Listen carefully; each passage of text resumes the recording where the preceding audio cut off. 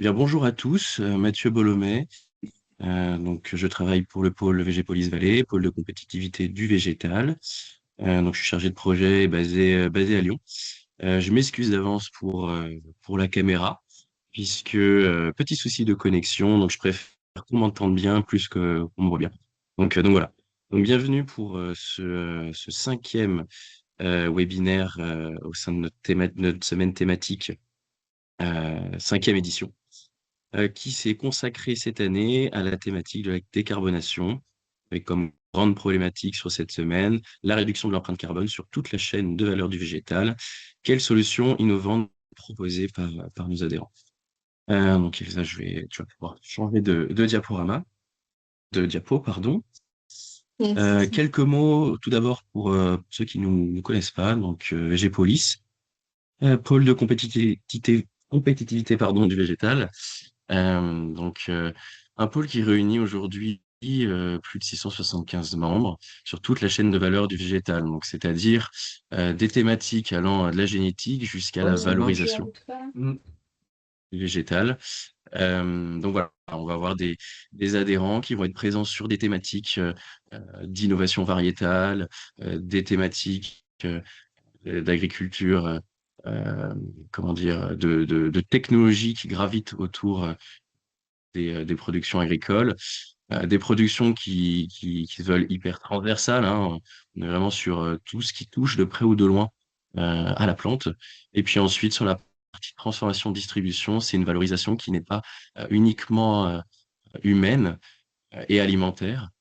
Elle se veut aussi sur des thématiques qu'on entend de plus en plus parler, qui sont sur le coin de nos tables. Ça va être des thématiques en lien avec le réchauffement climatique, donc voilà, des thématiques de rafraîchissement des villes, de conception d'agromatériaux voilà, sur des thématiques d'isolation, par exemple. Et puis aussi une branche qu'on n'oublie pas, nutrition, prévention, santé, bien-être et cosmétique, donc du végétal valorisé en complément alimentaire ou au sein de la filière santé. Nos membres sont répartis sur l'ensemble du territoire français avec quand même une, euh, une concentration sur la diagonale Bretagne, Pays de la Loire, Centre-Val de Loire et Auvergne-Rhône-Alpes, où se situe en fait notre siège à Angers et puis l'ensemble de nos bureaux, voilà, à Rennes, à Nantes, à Orléans, à Lyon, à Clermont-Ferrand. Nos acteurs, enfin nos membres aujourd'hui, sont représentés, allez, on va dire à 75% d'entreprises. Et puis ensuite, ça va être des acteurs de la recherche et des acteurs de la formation qui vont pallier les 25 derniers pourcents des représentations de l'ensemble de nos adhérents. Donc aujourd'hui, on se retrouve pour le cinquième webinaire de la semaine. MetaBoost, gaz vert et agriculture pour booster les transitions. Donc, je vais laisser la parole à Bastien Albriet, à Elsa da Fonseca et à Christian Le Gargent pour nous présenter un retour d'expérience d'un programme nommé BetaBoost. Et donc, ce webinaire proposera un décryptage des principaux freins rencontrés par les porteurs de projets de méthanisation agricole, donc que ce soit sur le montage juridique, la faisabilité économique, l'acceptabilité locale et la complexité administrative. Avant toute chose, nos intervenants nous contextualiseront la méthanisation et le sujet en France. Et puis ensuite, des enseignements concrets seront partagés et tirés du coup de cet accompagnement terrain des multiples promotions MetaBoost. Donc je vais vous laisser la parole et puis pour les inscrits, n'hésitez pas à poser vos questions dans le chat pour le moment et puis on les reprendra une par une à l'issue de la présentation. Voilà, bon webinaire à tous et à tout à l'heure. Je te remercie Mathieu. Du coup, avant de lancer la présentation, donc on va faire un petit tour de table et je voulais un peu donner un peu plus d'informations suite à la présentation de Mathieu. Donc moi, je représente aujourd'hui le campus Les Champs du Possible. On est partenaire de Végépolis Vallée depuis un moment, notamment sur la thématique de la décarbonation de l'agriculture. Donc, tout au long de l'année, on mène des missions, des actions en région Centre-Val de Loire sur ces sujets-là. Donc, le campus Les Champs du Possible, c'est un incubateur, accélérateur de start-up. On est basé à Châteaudun, en Eure-et-Loire. Et on accompagne tous les projets innovants autour de l'agriculture et de la ruralité. Donc, tous les projets qui peuvent répondre aux problématiques de la ruralité. Et aujourd'hui, on va vous proposer une solution qu'on a développée avec nos partenaires GRDF et Natran l'année dernière, et une solution qui se duplique maintenant au niveau national, et dont on est fiers. Donc, je laisse mes partenaires se présenter. Donc, eh ben, Bastien ou Christian, à vous la main. Merci Elsa. Donc moi, Bastien Voyer, je travaille à GRDF donc, et je suis le responsable développement gaz vert pour la région Centre-Val de Loire. Donc dans mes missions, on va dire, c'est d'accompagner les porteurs de projets de la première idée, de la pré-faisabilité jusqu'à la conception de leur projet, jusqu'après la mise en service. Donc ça, c'est le cœur de nos activités. Et pour réussir à faire ça, le second volet, c'est du coup de contribuer à l'animation de la filière méthanisation au sens large. Donc évidemment la filière technique, mais aussi les partenaires institutionnels, l'ADEME, la région, les financeurs tiers. Voilà en quelques mots. Alors, bonjour à toutes et tous, Christian Le Gargant. Donc, je suis en charge du développement pour Natran, avec des missions similaires à celles de Bastien, mais sur un périmètre qui couvre le centre-Val de Loire et la Nouvelle-Aquitaine. Alors, Natran, hein, c'est anciennement GRT Gaz, donc ce sont les réseaux haute pression. Eh bien, merci messieurs, c'est parti.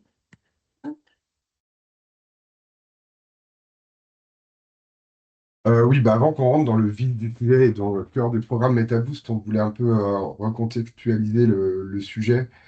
Donc bah déjà les sujets autour des enjeux du monde agricole, donc vous les connaissez aussi bien que nous et certainement mieux que nous, mais juste pour en citer quelques-uns. Il y a des grands enjeux ou des grands domaines comme l'adaptation des exploitations au changement climatique, le stockage de carbone dans les sols, lutter contre les parcelles sales, les adventices, tendre aussi vers plus d'indépendance en azote minéral. Ça, c'est le sujet décarbonation, qui est un peu le cœur des activités dont on parle cette semaine. Et puis, ça se croise évidemment avec le maintien du revenu des exploitations dans la durée, et puis les enjeux autour de la transmission. Donc ça, c'est vraiment quelques thématiques du monde agricole qui viennent se croiser avec des enjeux nationaux plus globaux, comme la souveraineté alimentaire, la souveraineté énergétique, les enjeux globaux de décarbonation. Donc une fois qu'on a posé ces enjeux, j'avais juste envie de vous donner quelques mots, si tu peux passer au slide d'après Elsa, de la grande consultation des agriculteurs qui a été menée par le Shift Project, parce que je trouve qu'il y avait des informations intéressantes qui en sortaient. Donc, j'imagine que vous voyez de quoi il s'agit quand je parle du Shift Project, mais donc ils ont lancé une grande consultation auprès des exploitants agricoles en France. Je crois qu'ils ont eu un peu plus de 17 000 retours d'exploitation agricole, dont un peu moins de 8 000, 7 700, je crois, qui étaient vraiment complets, conformes, quoi, qui avaient répondu à tous les aspects du questionnaire, y compris sur la partie qualitative. Et ils en ont tiré quelques statistiques. Et une des données qui me semblait intéressante d'en ressortir, c'est qu'une grande majorité des agriculteurs sont prêts à accélérer leur transition agro-environnementale, à mettre en œuvre des pratiques agronomiques qui soient plus durables pour une exploitation plus résiliente. Mais de l'autre côté, à peu près autant, 87%, conditionnent ces changements de pratiques à des conditions économiques favorables. En gros, comment je fais pour financer cette transition et comment je garantis qu'une fois que j'aurai fait évoluer mon exploitation agricole vers des pratiques plus robustes, plus résilientes, plus agro-environnementales, les revenus de mon exploitation soient à minima identiques à ce que j'avais avant.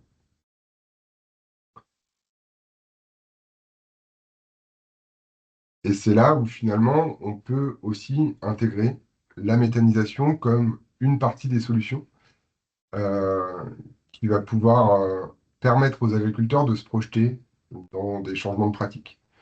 Euh, On a déjà une partie des solutions pour une agriculture plus résiliente qui sont relativement partagées, connues. C'est notamment la mise en œuvre de couverts végétaux pour éviter le lessivage des sols, conserver plus l'azote des sols, éviter la pollution des nappes phréatiques aussi dans certains cas, si on est sur une zone de captage. mais ça permet aussi d'apporter d'autres services environnementaux, comme préserver la vie du sol, notamment en période de canicule, ou lutter contre les adventices. Il y a aussi un autre type de solution, c'est de diversifier les cultures pour pouvoir engager plus de rotation sur des durées plus longues. Et tout ça avec comme objectif d'accroître le stockage de carbone dans les sols, de maintenir au mieux les rendements dans la durée, d'augmenter la résilience de l'exploitation agricole. Et puis, l'augmentation du stockage de carbone dans les sols, ça va de pair avec augmenter la réserve hydrique des sols et donc être plus résilient face à des périodes de sécheresse notamment. Et c'est là où finalement, on va pouvoir intégrer dans la réflexion la méthanisation comme un outil de rémunération de ces services environnementaux. En gros, comment je vais rémunérer le travail, le coût des semences et le travail effectué quand je mets en œuvre des pratiques avec des couverts végétaux? Finalement, ces couverts végétaux, ça peut devenir des cives, des cultures intermédiaires à vocation énergétique, qui vont venir alimenter le méthaniseur, évidemment en complément d'autres gisements, hein, les résidus de culture, les opportunités de biodéchets qu'il peut y avoir sur le territoire, il peut y avoir des effluents d'élevage sur le territoire. Et le fait de mettre ce type de pratique en place, au moment où on va ensiler les cives, il restera toujours le système racinaire et les chaumes en place au sol, qui vont, eux, permettre d'augmenter le stockage de carbone. Et il y aura bien évidemment derrière le retour au sol du digestat qui, s'il est bien utilisé, va permettre de restituer de l'azote aux cultures suivantes, cultures alimentaires, et tendre petit à petit vers une indépendance azotée, ce qui va de pair avec la décarbonation de l'agriculture. Et l'avantage de la méthanisation, c'est que quand on monte un projet, la vente du gaz vert ou biométhane, elle est connue à l'avance par un contrat d'achat sur 15 ans. Et ça va permettre de rémunérer dans la durée, de façon stable, sur le long terme, sur 15 ans, les producteurs, qui sont en général aussi agriculteurs, et indirectement de venir financer leur transition agricole.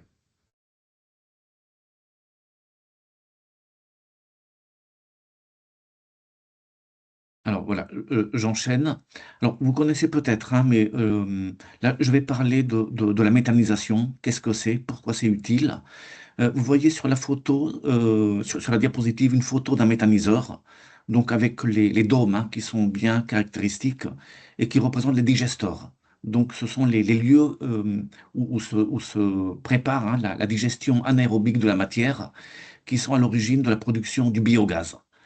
Donc ce sont des unités qui sont conçues au cœur des territoires, avec une production de biogaz donc, qui est un mélange de méthane, de biométhane et de bio-CO2.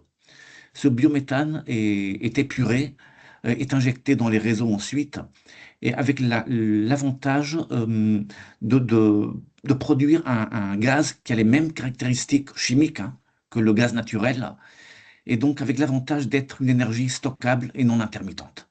Là, si on passe, Elsa, à la slide suivante.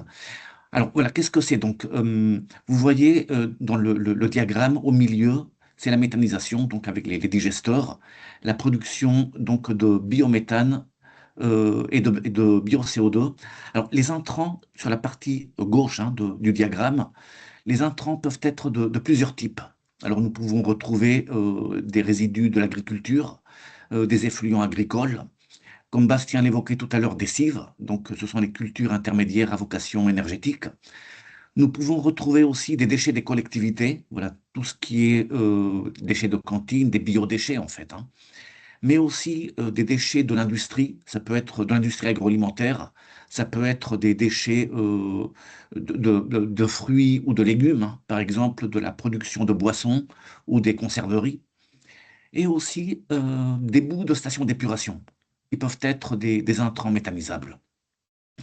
Donc la méthanisation vise à produire le biogaz, à épurer donc ce biogaz produit qui globalement représente 60% de méthane et 40% de CO2, de bio-CO2, si je schématise. Ce biométhane est injecté dans les réseaux de gaz, donc distribution ou transport, pour des usages qui sont similaires, absolument similaires aux usages du gaz naturel actuel. Donc c'est le chauffage, production d'eau chaude, les usages dans l'industrie bien évidemment, mais aussi la mobilité. Et un des avantages de la méthanisation, c'est donc un des sous-produits, c'est ce qu'on appelle le digestat, c'est qu'une fois que la matière a été digérée, c'est un coproduit donc, qui a un intérêt on va dire, particulier pour le monde agricole, puisque dans tous ces projets, hein, on va épandre ce digestat, qui est on va dire, un fertilisant naturel qui peut venir se substituer aux fertilisants d'origine industrielle. Voilà. Si on passe à la slide suivante. Sur alors pourquoi c'est une énergie renouvelable? C'est parce que je parlais tout à l'heure, hein, le biométhane produit donc du biométhane et du bio-CO2, mais ce bio-CO2 s'inscrit dans le cycle court on va dire le cycle court du CO2, hein, par rapport au cycle long du CO2 fossile, où c'est du CO2 qui a été brûlé via les énergies fossiles, un CO2 qui a été stocké pendant des millions d'années dans le sol. Dans le biométhane, ce CO2, on va dire, est issu de la production de biomasse, donc grâce à la photosynthèse. Ce CO2, par exemple, pour les intrants végétaux, vont se retrouver dans les intrants et vont être digérés par le biométhane. Et donc, c'est un cycle court où la plante grandit, est mise dans le méthaniseur et ensuite se retrouve dans le digestat dans un cycle court de la production de biométhane. Si on passe à la slide suivante, Elsa, le pouvoir décarbonant donc, de biométhane est assez intéressant, puisque par rapport au gaz fossile, on obtient des réductions de l'ordre de 83% de, de, on va dire, on réduit de 83% les émissions de CO2. Alors par rapport aux autres énergies renouvelables, hein, Bastien en parlera tout à l'heure, mais c'est vrai qu'on a une énergie électrique décarbonée en France. Le biométhane, pour le coup, décarbone vraiment puisqu'on vient substituer une énergie, un gaz vert, un gaz renouvelable, à un gaz qui est d'origine fossile. Pour vous donner quelques exemples d'ordre de grandeur, vous voyez le schéma qui est en haut à droite. Donc pour 1000 tonnes de biodéchets, donc des produits en fait d'origine végétale, par exemple, on va produire 1,3 gigawattheure de biométhane qui vont représenter l'équivalent de 4 bus roulant bio-GNV et un équivalent par rapport au chauffage, hein, de 275 foyers alimentés par du gaz vert. Voilà. Euh, sur oui, et juste vous dire voilà, que c'est une énergie, voilà, comme beaucoup d'énergies renouvelables, hein, qui s'inscrivent dans un cycle vertueux, avec l'utilisation donc du digestat comme fertilisant, la création d'emplois, la production de gaz vert, et donc deux conséquences, on va dire, qui sont importantes de mentionner, qui sont la sécurité énergétique pour la France, hein, vis-à-vis du gaz notamment, mais aussi la sécurité alimentaire. Voilà, vis-à-vis d'un produit, le digestant en l'occurrence, qui est intéressant pour l'agriculture et qui vient se substituer et je le répète, hein, aux fertilisants d'origine industrielle. Et donc, quand on dit fertilisants d'origine industrielle, en fait, il faut savoir que ce sont des fertilisants qui sont issus dont l'hydrogène est issu du gaz naturel fossile. Donc, ce sont des fertilisants qui sont d'origine fossile. On peut passer à la slide suivante. Juste pour deux, trois mots pour compléter les propos de Christian sur la slide d'avant. Ça, c'est juste une petite infographie pour vous repositionner les différentes énergies et leurs facteurs d'émission en termes de taux de carbone. Vous voyez que le chiffre là pour le gaz vert, pour le biométhane, est un peu différent. Sur le slide d'avant, il y avait le chiffre officiel de l'ADEME qu'ils ont remis à jour cette année, je crois d'ailleurs, à 41,7 grammes. Donc un peu meilleur, on va dire, que la géothermie et meilleur que le photovoltaïque.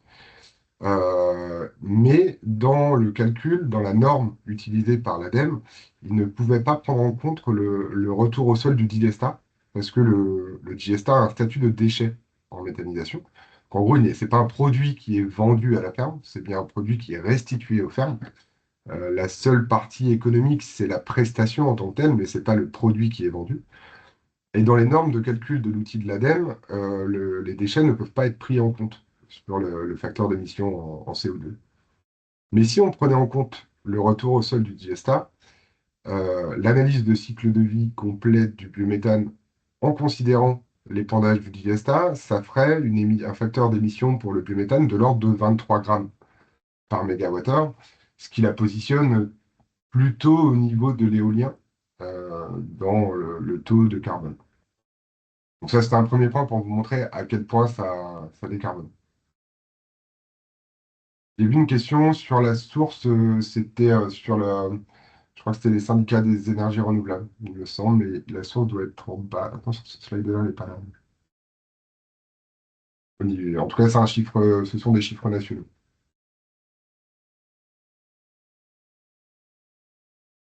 Donc, juste pour vous repositionner là.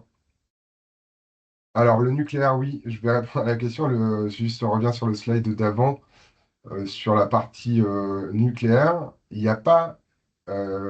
n'est pas positionné sur ce slide-là, parce que, à ma connaissance, on n'a pas une analyse de cycle de vie complet du nucléaire qui intégrerait aussi le démantèlement, etc. Il y a deux chiffres qui circulent, selon moi, sur l'émission directe des centrales nucléaires. Il y a un chiffre français qui doit être à 6 grammes, qui doit venir de l'ADEME, et je crois qu'il y a un chiffre européen qui est à 12 grammes. Sauf qu'à ma connaissance, on n'est pas en analyse complète du cycle de vie de la centrale, on est plus en mode exploitation de la centrale sans considérer la construction puis un démantèlement à long terme.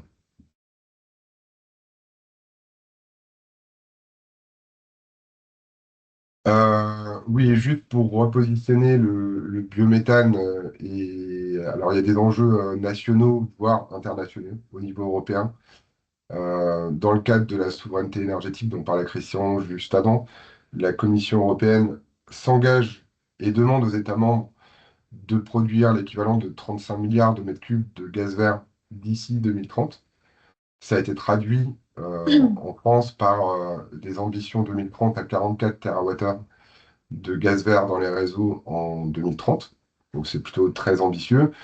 Et évidemment qu'il y a un enjeu de décarbonation, mais il y a surtout un enjeu de souveraineté énergétique avec le contexte géopolitique actuel. Et puis un autre ordre de grandeur qui est important à avoir en tête, c'est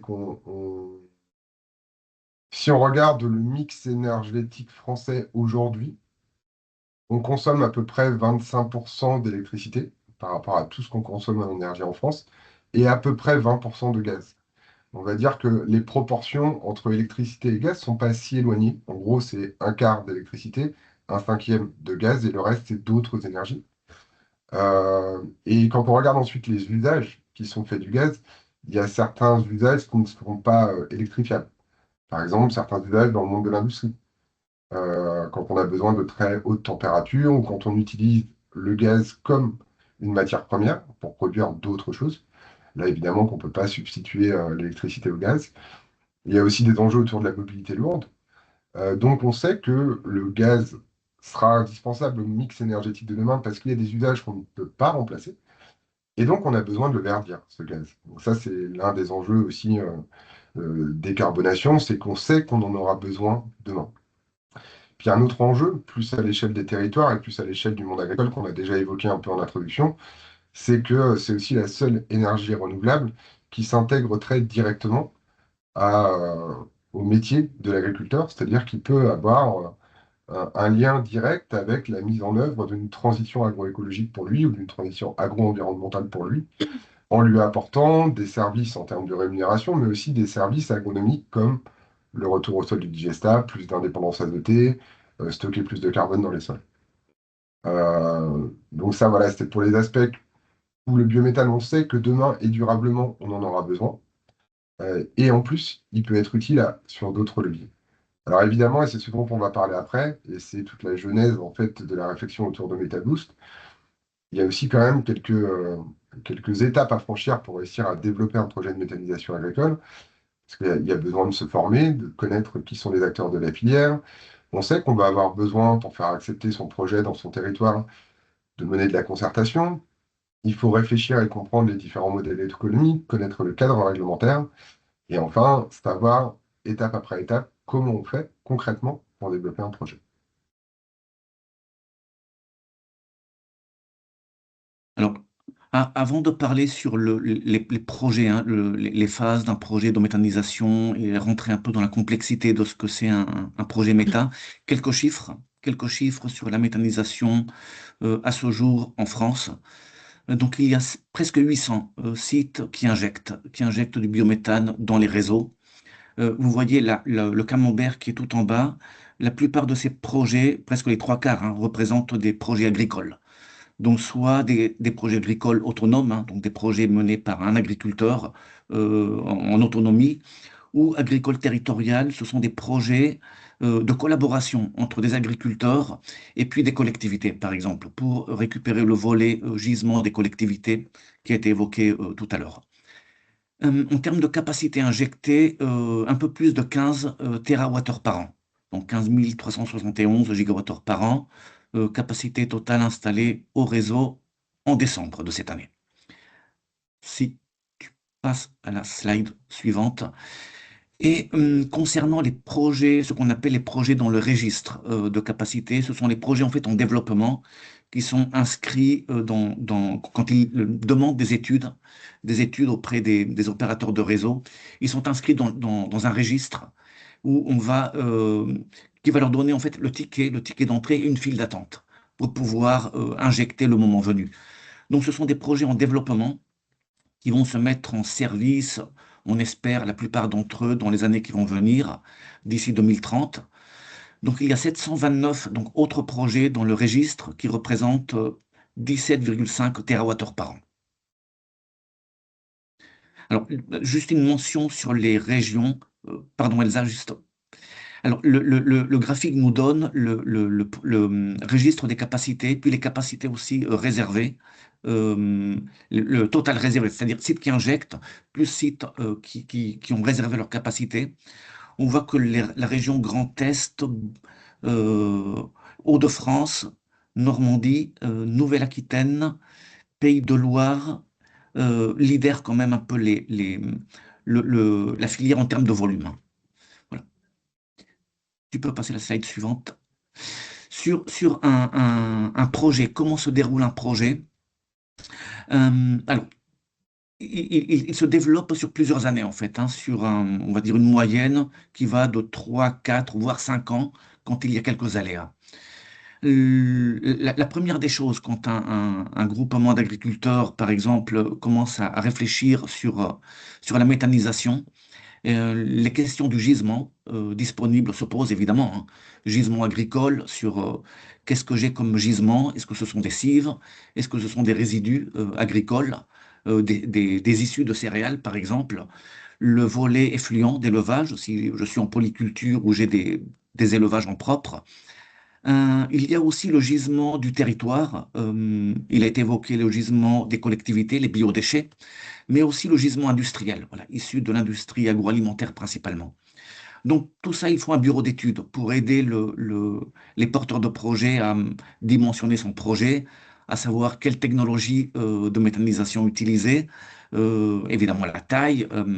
Donc il faut un bureau d'études qui ait aussi non seulement la vision technique, mais aussi une certaine hauteur de vue pour éviter à ce que le groupement d'agriculteurs s'embarque dans une technologie auprès d'un constructeur qui soit ficelé du début à la fin. Une fois que ces études, donc études de faisabilité et toutes les études préliminaires qui se font avant sont déployées, évidemment la question du financement se pose, hein.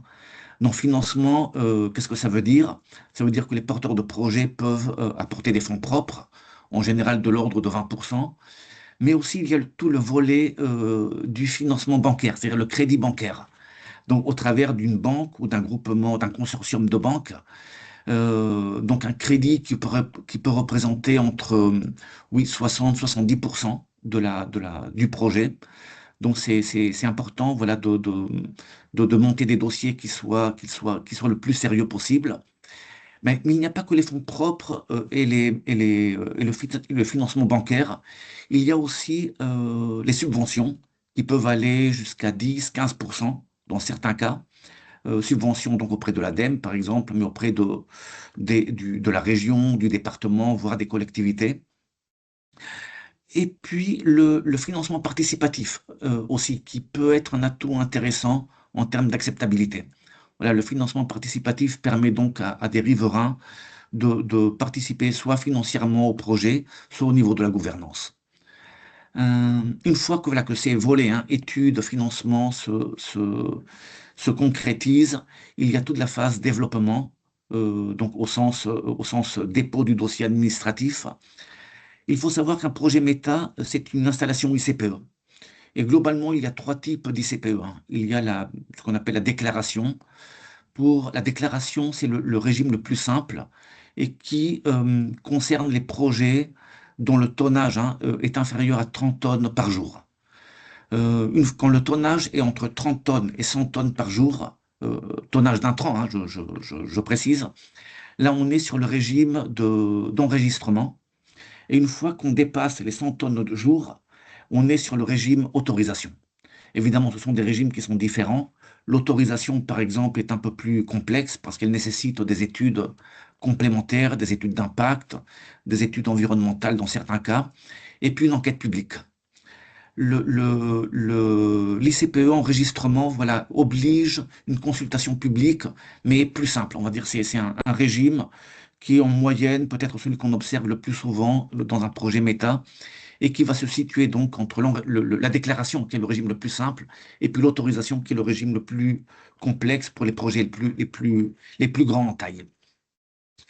Une fois que le projet est construit, voilà. Alors, j'oublie de mentionner un volet qui est très très important, c'est le dialogue avec le territoire.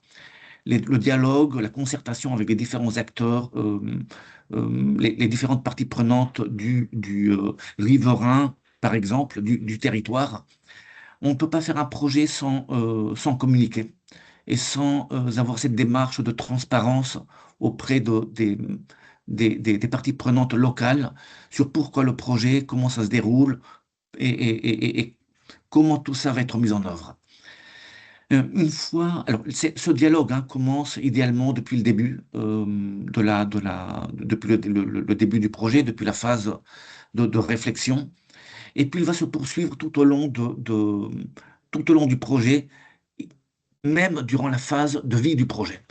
Une fois qu'on a construit l'installation, il y aura la phase d'exploitation où le dialogue pourra se poursuivre, notamment auprès d'événements comme l'inauguration, c'est une phase importante, mais aussi les journées portes ouvertes. Alors si on résume, hein, entre la phase réflexion, globalement 1 an, la phase développement du projet, qui inclut la partie financement, entre 1 an et demi, voire 2 ans. La partie construction qui peut durer, oui, 1 an et demi. Et puis toute la phase de mise en service et d'exploitation qui va durer entre 15 et 20 ans, parfois plus.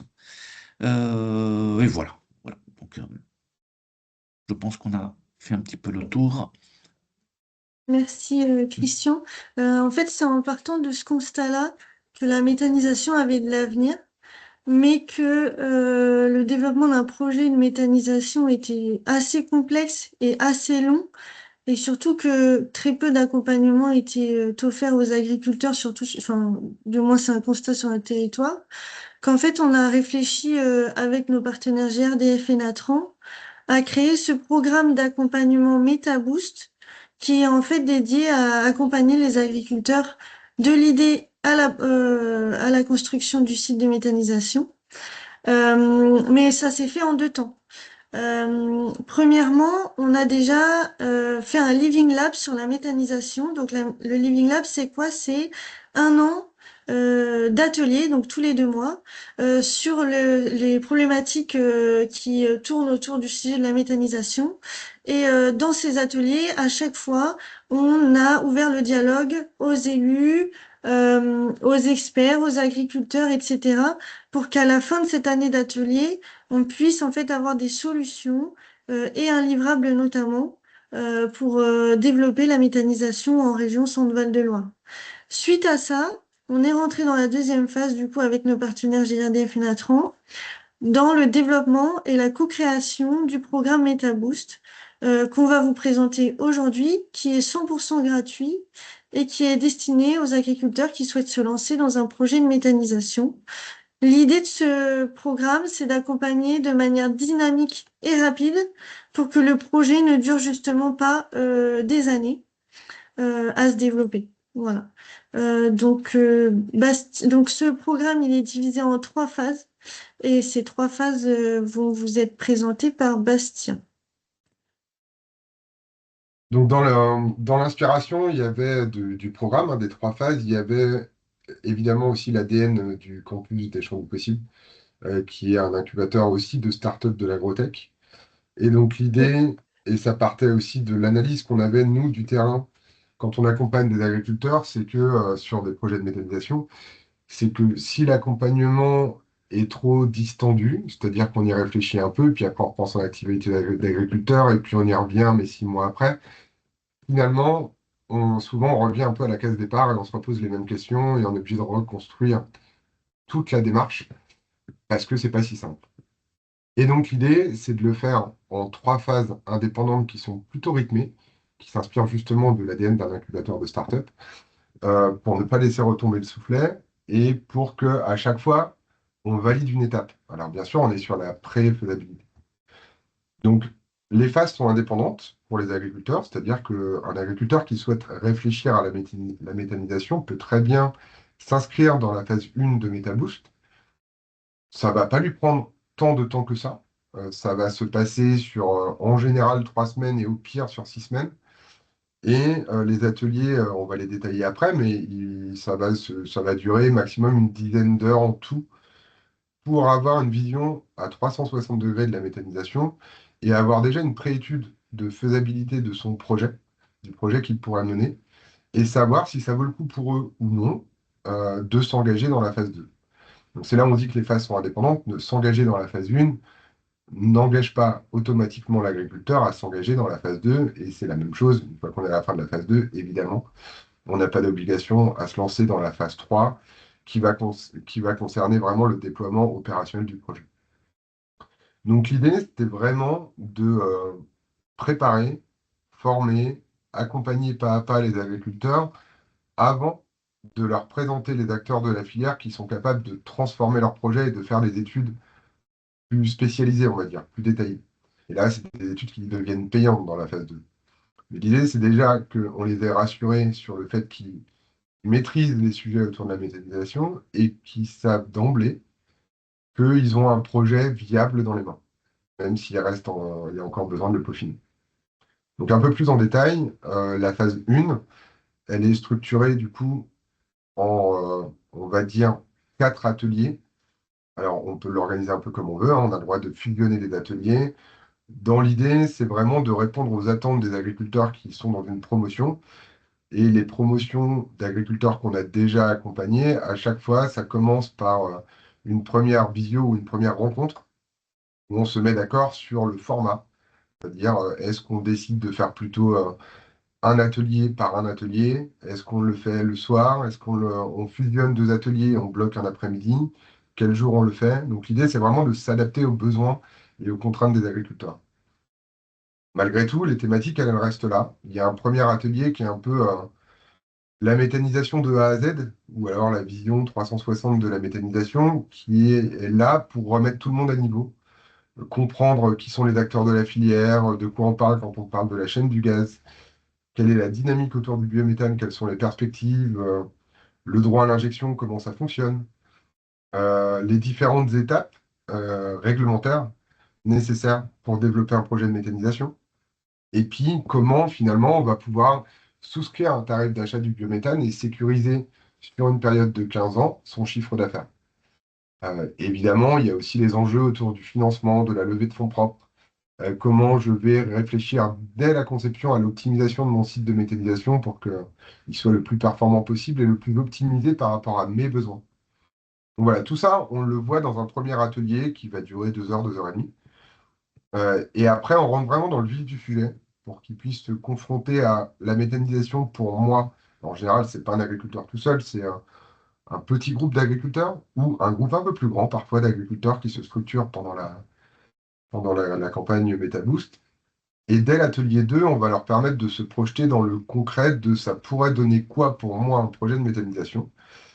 Et là, on va aller regarder quels sont les gisements disponibles par rapport à l'exploitation agricole dont je dispose. Sur quelle surface je pourrais intégrer des couverts végétaux? 10%, 5%, 20% de ma sol? Quels sont mes rendements moyens et du coup, quel est le tonnage que je vais pouvoir récupérer? Quelles sont les opportunités de déchets autour de chez moi? Par exemple, je suis producteur de pommes de terre, bah, je pourrais peut-être récupérer les écarts de tri, ou j'ai des résidus de culture, ou alors ma coopérative a des silos pas loin, je pourrais peut-être récupérer les issues de silos, et donc je vais prendre contact avec elle pour voir si c'est faisable ou pas. Et avec ça, on va être capable d'étudier, donc nous on a un petit outil pour le faire, hein, un petit outil Excel très simple à utiliser, qui va aller permettre d'étudier le gisement, enfin de rentrer le gisement, et d'évaluer la quantité de gaz vert que ça va permettre de produire, et on va pouvoir tirer le fil jusqu'à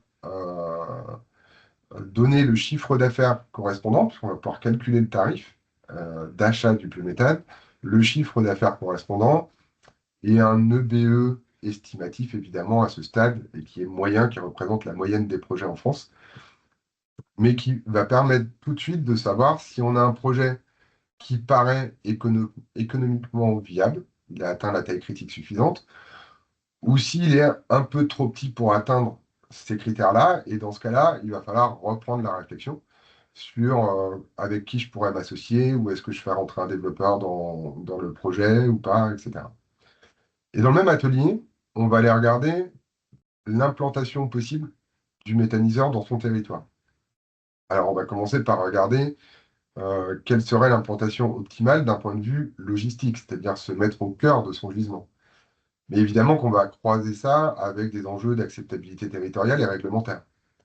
Et une fois qu'on a trouvé une, deux, voire trois implantations possibles, on va pouvoir, nous, les opérateurs de réseau, donc Natran et GRDF, réaliser ce qu'on appelle une analyse préliminaire du raccordement, c'est-à-dire aller regarder comment on pourrait raccorder au réseau de gaz ce projet-là. Est-ce que c'est faisable techniquement? Est-ce que le réseau de gaz aura la capacité suffisante à absorber toute la production? Et cette première analyse, on la fait gratuitement et on donne une indication de coût de raccordement à ce stade. En gros, à la fin de l'atelier 2, on a un avant-projet avec un gisement, un chiffre d'affaires, un EBE, une implantation foncière et un coût de raccordement estimatif à ce stade, évidemment. On va poursuivre dans un troisième atelier où on va présenter les enjeux autour du financement d'un projet de méthanisation. En gros, on va essayer de donner le point de vue du banquier. Quelles vont être ses attentes en termes de fonds propres, en termes de critères financiers pour qu'il accepte de financer un projet. Et en face de ça, on va montrer les opportunités pour lever des fonds propres. Alors évidemment, il y a des fonds propres dont les exploitants agricoles disposent déjà, mais après, il peut y avoir des opportunités de subvention selon le territoire, par l'ADEME, parfois par la région. Il peut y avoir, comme c'est le cas dans notre région, une agence régionale énergie-climat qui s'est dotée d'une SEM, d'une société d'économie mixte, qui peut co-investir dans un projet pour permettre d'apporter plus de fonds propres et que la banque, le financeur principal du coup, euh, accepte le financement. Et puis il y a encore plein d'autres opportunités qu'on présente dans cet atelier-là, comme le financement participatif ou comme l'opportunité de faire rentrer un développeur. Et ça fait le lien avec le dernier atelier, qui est de choisir son modèle de développement. Et donc là, en gros, on va commencer par présenter qui sont les différents acteurs de la filière technique, les constructeurs de méthaniseurs, les bureaux d'études, qui sont parfois spécialisés sur une thématique et parfois plus généraux, ou les développeurs. Euh, et en fonction de ça, en fonction de qui on va s'entourer, ça va donner une stratégie de développement. La différence, c'est qu'un développeur, par exemple, va pouvoir apporter des fonds propres dans un projet, ou va peut-être pouvoir proposer d'exploiter lui-même le site de méthanisation, tout en partageant le capital avec les agriculteurs. Le bureau d'études, lui, il ne va jamais rentrer au capital. Mais par contre, il va peut-être. Donc, quand je parle de bureau d'études, ça peut être aussi une chambre d'agriculture d'ailleurs. Ça peut être un organisme comme Solagro, mais ça peut être aussi un CER France qui va permettre d'optimiser la partie montage juridique de la société, optimisation de la gouvernance et du business d'un point de vue économique. Et puis les constructeurs, bah, c'est vraiment ceux qui vont vendre le process, suivre le chantier, le mettre en œuvre. Euh, voilà. Une fois qu'on en est là, normalement, les agriculteurs, ils ont à peu près toutes les cartes en main pour savoir si ça vaut le coup pour eux de tirer le fil un peu plus loin, s'ils en ont envie, si ça fait partie de leur motivation, mais en tout cas, ils savent déjà s'ils en ont le potentiel. Et si ça les intéresse de voir un peu plus loin, ils peuvent s'engager dans la phase 2, qui est toujours gratuite, hein. L'ensemble du dispositif est gratuit, comme le dit Elsa. Et on va commencer par un premier atelier d'acculturation à la communication autour de son projet, et donc à l'acceptabilité et à la concertation nécessaires autour de ce projet. Pour ça, on va plutôt leur donner des outils un peu clés en main, des supports de présentation, des références bibliographiques pour apprendre à parler, à communiquer de façon factuelle sur les enjeux autour de la production de gaz vert, mais aussi, quand le projet avancera un peu plus loin, sur leur propre projet, avec des outils très concrets. Par exemple, d'où viennent mes intrants, de quelle parcelle les poser sur une carte, qu'est-ce que j'ai prévu comme assolement, combien de biométhane va produire mon unité, et à quoi ça correspond comme consommation sur les territoires en termes d'équivalent logement, d'équivalent bus qui roulerait au biométhane. Donc là, c'est vraiment pour semer des petites graines. On y reviendra tout au long de la suite de l'accompagnement. Et puis pour inciter les porteurs de projets à communiquer de façon factuelle auprès des élus locaux qui seront concernés par le projet et puis auprès de leurs partenaires. Et derrière, c'est surtout l'enjeu de la phase 2, c'est d'aller présenter les acteurs de la filière qui vont être capables de transformer l'essai. On avait un avant-projet, il va falloir le consolider, le conforter, et pour ça, on a besoin d'acteurs pour qui c'est le métier et qui sont spécialisés dans ce domaine-là. On va organiser 2 journées qu'on a appelées Spin Meeting. Une journée qui va être dédiée au bureau d'études. Et donc là, l'idée, c'est qu'on va faire venir 4 à 6 bureaux d'études qui font référence dans ce domaine-là en France, et qu'on connaît évidemment déjà bien. Et on va leur donner 1 heure, en gros, pour qu'ils présentent devant la promotion d'agriculteurs leur modèle, leurs références en France, qu'est-ce qu'ils peuvent apporter comme service à des porteurs de projets en méthanisation. Et là, les bureaux d'études vont se succéder pendant, on va dire, la moitié de la journée. Et il y aura une autre partie de la journée qui va être dédiée à des échanges directs, c'est-à-dire que les agriculteurs pourront librement retourner voir ces bureaux d'études qui sont restés dans les locaux ou connectés en ligne quand on l'a fait en ligne, pour pouvoir échanger leurs coordonnées et commencer à voir comment ils pourraient éventuellement coopérer s'ils décidaient de travailler ensemble. On va organiser une autre journée ensuite, plutôt dédiée aux développeurs. Donc la différence entre un développeur et un bureau d'études, c'est qu'un développeur peut avoir lui-même un bureau d'études intégré, en général c'est le cas d'ailleurs, mais un développeur va proposer d'être partie prenante du projet directement, c'est-à-dire de contribuer à la gouvernance en prenant une part de capital minoritaire, ou pour certains majoritaire. Pour certains développeurs, de proposer d'apporter des matières complémentaires sur le méthaniseur, des biodéchets du territoire par exemple. Pour d'autres, ça ne sera pas forcément le cas selon les territoires.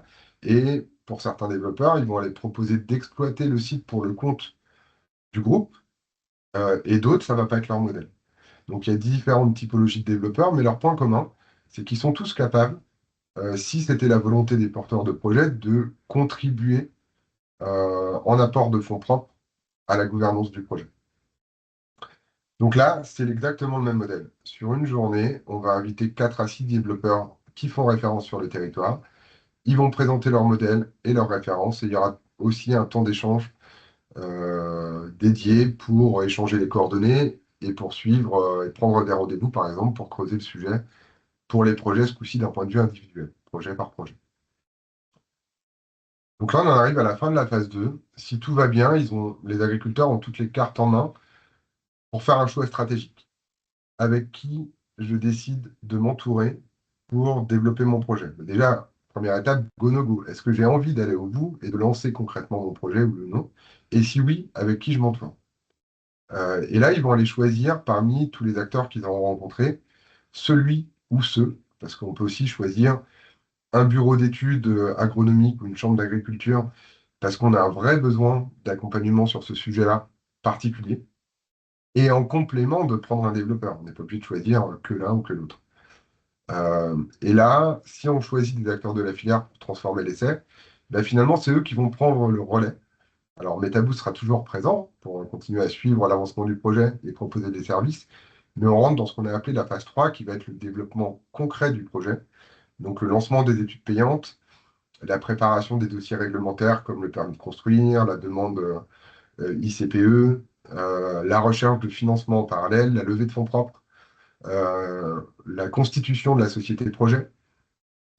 Et nous, parallèlement, côté MetaBoost, on va pouvoir leur proposer des formations complémentaires au bon moment, par exemple sur le média training. Parce qu'à un moment, on va avoir besoin d'aller présenter son projet euh, au sein de sa communauté, son intercommunalité, par exemple, ou auprès de l'ADEME pour obtenir une subvention, ou auprès du bureau de la REC pour obtenir un partenariat sur des fonds propres, ou auprès d'autres acteurs. Et c'est pas toujours évident de savoir présenter les choses de façon factuelle, très claire et bien posée. Donc voilà, on peut proposer ce genre d'accompagnement à la demande, ou aussi d'anticiper la mise en service du méthaniseur avec une formation avec des partenaires comme Énergie Formation autour des risques gaz et de comment bien exploiter un site de méthanisation.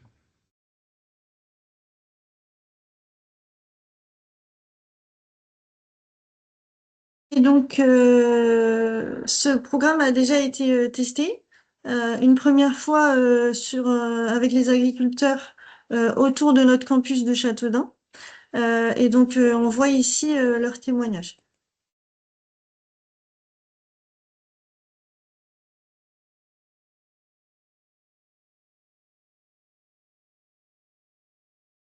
Elsa, moi, j'ai pas le son. Je n'ai pas le son, Elsa. Oui. Il faut repartager en disant partager le son aussi, je crois. Ouais. Enlever le partage et le refaire.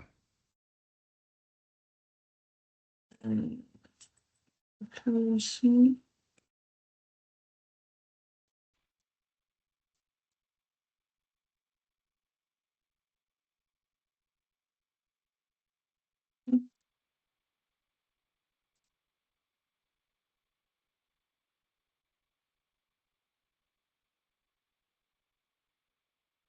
Si le méthaniseur se fait, puisque nous sommes encore à l'état de projet, eh bien, il se ferait sur cette parcelle-là. Donc là, ce que je vais vous montrer, c'est la problématique de nous, céréaliers, c'est ces mauvaises herbes qui nous posent problème de concurrence avec la culture du colza, qui est ici présente. Le méthaniseur nous offre l'opportunité de pouvoir la mettre dedans et de produire du biométhane.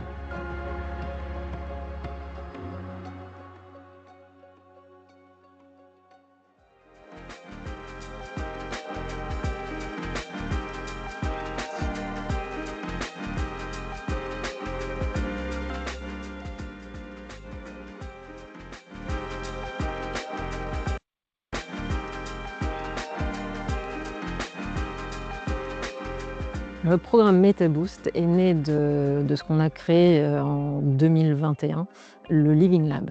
Le Living Lab, c'est une concertation grand public avec monsieur et madame tout le monde, qui va émettre des idées, des questionnements aussi. Il y avait dans le lot des gens qui n'y connaissaient absolument rien à la méthanisation et justement c'était fait pour ça, de manière à vulgariser un sujet. Suite à ces réflexions-là, s'est dit, mais finalement, si on développait un programme MetaBoost, est-ce que ça n'aurait pas du sens? Si on montait une expérimentation autour de la méthanisation pour accompagner les agriculteurs dans leur démarche et voir de quelle manière on peut les accompagner dans leur dynamique de projet. Nous, notre cœur de métier, c'est vraiment de piloter des projets pour accompagner la transition au service des entreprises et du territoire. Tout de suite, on s'est dit, on va aller sur le champ de la formation.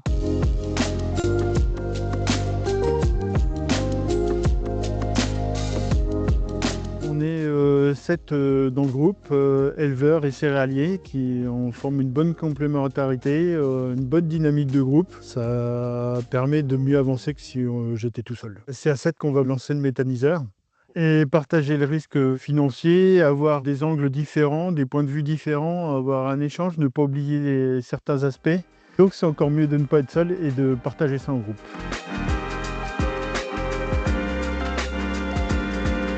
le programme MetaBoost, ça a permis d'accompagner 15 agriculteurs, donc sur à peu près 6 projets.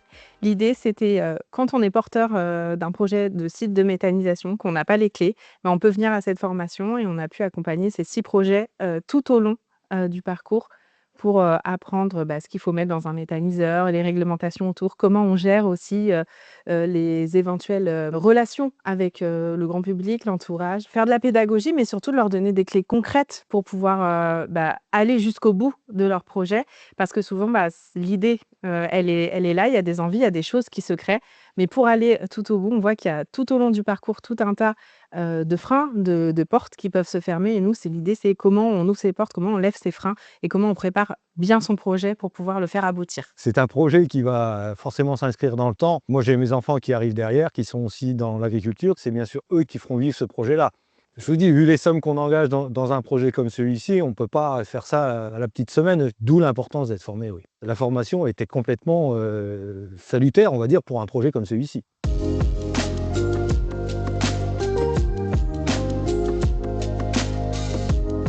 Il y a déjà plus de 700 sites de méthanisation qui injectent dans les réseaux de France. Et donc, ces 700 sites représentent aujourd'hui 14 TWh de capacité installée. C'est l'équivalent de 3 500 000 logements neufs chauffés au gaz.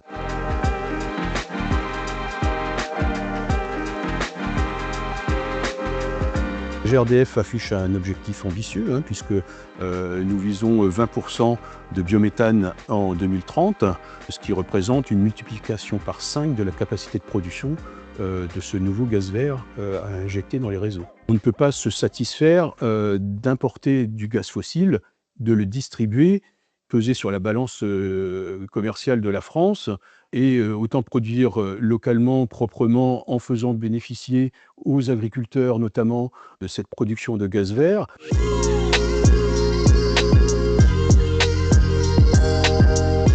Oui, il y a une fierté parce qu'on se dit, en fait, c'est cette intelligence collective.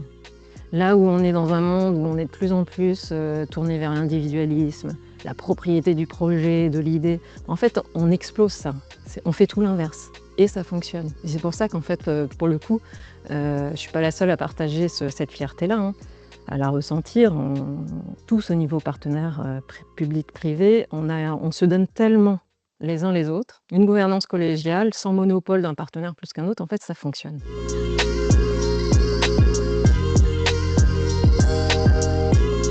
C'est une vraie réussite. On a déjà une deuxième promo en distanciel qui est en train de se préparer. Et l'idée, c'est que ça se duplique dans d'autres villages Baïser. Et on a 6 villages un peu sur tout le territoire national qui sont déjà en cours de discussion pour pouvoir dupliquer le programme MetaBoost. On a en région Bretagne, on a en Normandie, on a en région Rhône-Alpes, on a en région Île-de-France, sud d'Île-de-France qui sont intéressés. Donc en fait, il y a des agriculteurs, il y en a partout sur le territoire qui ont ce qu'il faut pour pouvoir alimenter un méthaniseur et qui sont intéressés par ce sujet.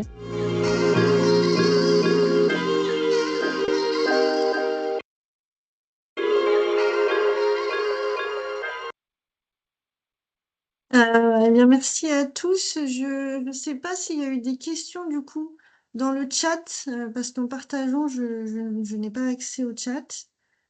On a une première question, Monsieur Giraud. Oui. Monsieur Giraud, si vous voulez la poser à l'oral, vous pouvez. C'est le moment des questions-réponses. N'hésitez pas. Ou alors Bastien, bonjour, ou Christian, ou Elsa. Est-ce que vous m'entendez du coup? Oui. Oui. Eh bien, bonjour à tous. Oui, j'avais 2 questions.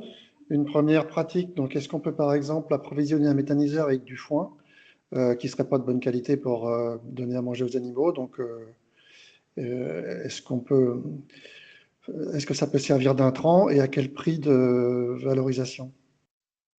Alors, 2 façons de répondre à ce sujet. La première façon, c'est que si c'est vous-même qui êtes propriétaire du méthaniseur, dans ce cas-là, vous êtes soumis à une réglementation qui limite à 15% maximum en termes de tonnage l'apport de matière alimentaire, on va dire, dans son méthaniseur.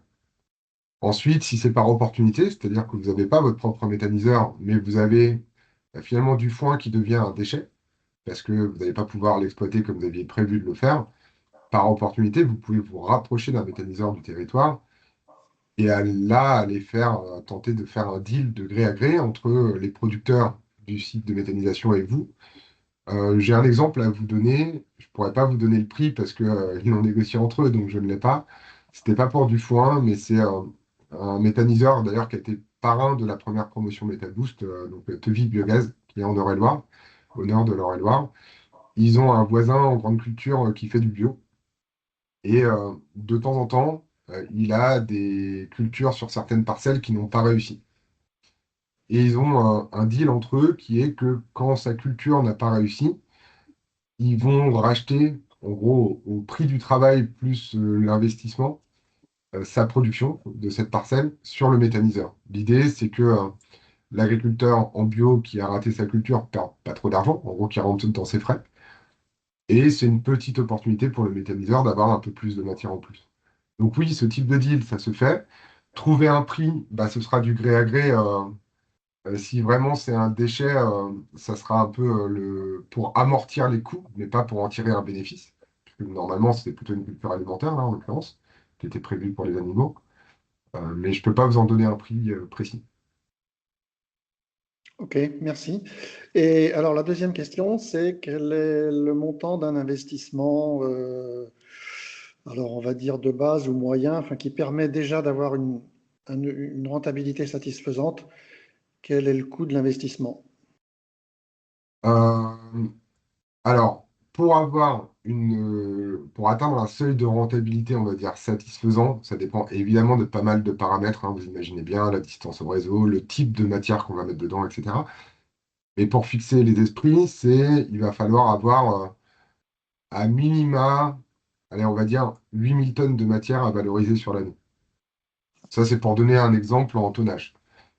Et pour la plupart, plutôt au-dessus des 10 000 tonnes pour le méthaniseur agricole. Et après, en termes d'investissement, selon ce qu'on a choisi comme, donc, selon nos intrants déjà, hein, et puis selon ce qu'on aura choisi comme taille critique de méthaniseur, on va dire entre 6 et 10 millions d'euros, on doit avoir au moins 80% des méthaniseurs agricoles de France, entre 5 et 10 millions d'euros, on va dire. Le petit étant plutôt, allez, les chiffres les moins chers que moi j'ai vus, c'est 4,5 millions en injection. Oui, l'ordre de grandeur, hein, c'est plusieurs millions d'euros en fait, hein, oui. Ça peut aller oui, de 3, 4 les plus petits à 10. Après, voilà, si on vise gros, ça peut aller au-dessus, mais en général, la taille moyenne pour du 200 neuromètres-cubeurs, hein, donc des méthaniseurs, on va dire, agricoles de taille moyenne, c'est oui, c'est 6 millions d'euros. Ok, et les business plans sont conçus pour un amortissement en combien de temps?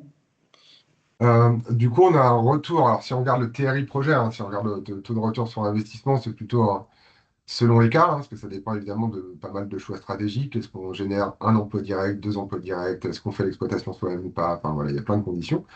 Mais on va dire, allez, entre 7 pour les meilleurs, entre 7 et 9 ans pour le TRI projet. Et sinon, d'un point de vue purement économique, donc flux de trésorerie, on a un tarif d'achat qui est garanti pendant 15 ans, sachant qu'on gère de la biologie, donc on va s'arranger, surtout dans les projets agricoles, et c'est vraiment quand on fait le retour d'expérience, c'est vraiment ce qu'on constate sur les sites agricoles, qui sont tous à leur production prévisionnelle et dans la durée. Parce qu'ils ont été prudents, ils ont été bien accompagnés en amont, et ils ont été prudents dans l'approche. C'est-à-dire s'ils pensent qu'ils peuvent produire entre 10 et 12 gigawattheures par an, ils vont aller bloquer un tarif plutôt à 10 pour avoir de la marge sur les intrants et gérer les variabilités de rendement en général, ils ont toujours un an et demi d'avance sur le gisement.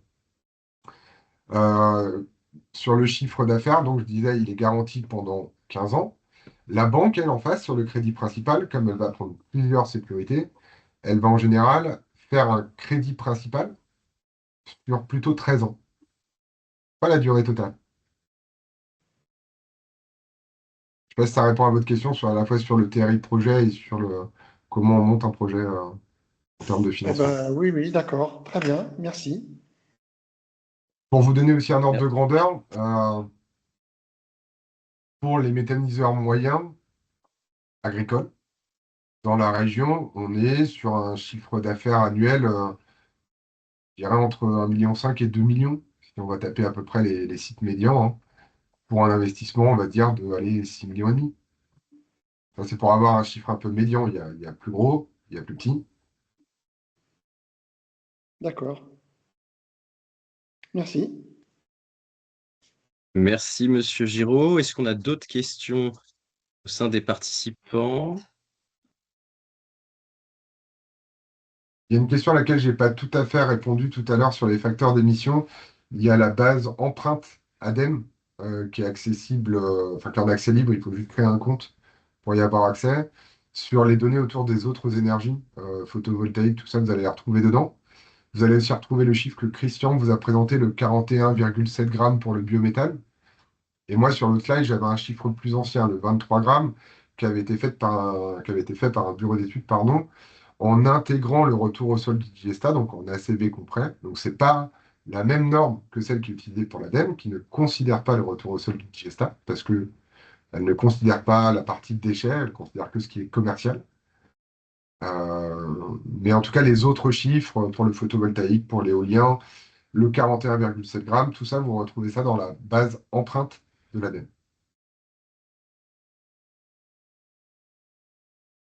Merci Bastien, merci Christian, merci Elsa pour votre présentation riche et inspirante, les témoignages également. Avant de conclure le webinaire, je vous partage rapidement quelques informations, opportunités du pôle en lien du coup avec la thématique décarbonation de cette semaine thématique, oui.